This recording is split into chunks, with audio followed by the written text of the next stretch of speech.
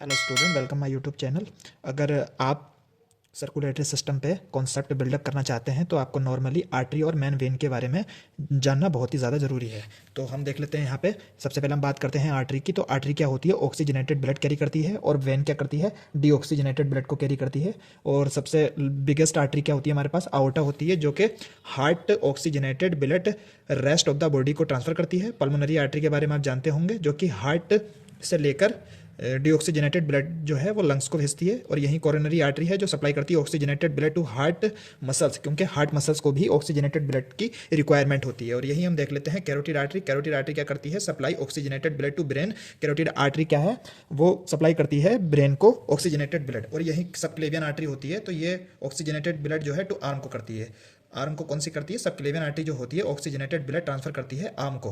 और यही radial artery जो होती है ऑक्सीजनेटेड ब्लड टू हैंड को करती है। और यही देख लेते हैं वेना कावा। वेना कावा क्या होता है? बिग वेन होती है। और pulmonary vein lungs oxygenated blood to heart को ट्रांसफर करती है। सुपीरियर वेना कावा देख लेते हैं। तो यहाँ पे upper body part of deoxygenated blood to heart को सप्लाई करती है। Inferior vena cava lower body part से डीऑक्सीजनेटेड ब्लड टू हार्ट को सप्लाई करती है। और यही सिफेलिक वेन बहुत ज़्यादा इंपॉर्टेंट होती है। तो सिफेलिक वेन क्या करती है? Arm deoxygenated blood to heart को सप्लाई करती है। और यही जुगलर वेन क्या करती है? जुगलर वेन करती है head deoxygenated blood to heart को करती है। और सबक्लेवियन वेन क्या करती है? ये आपको कमेंट में बताना है।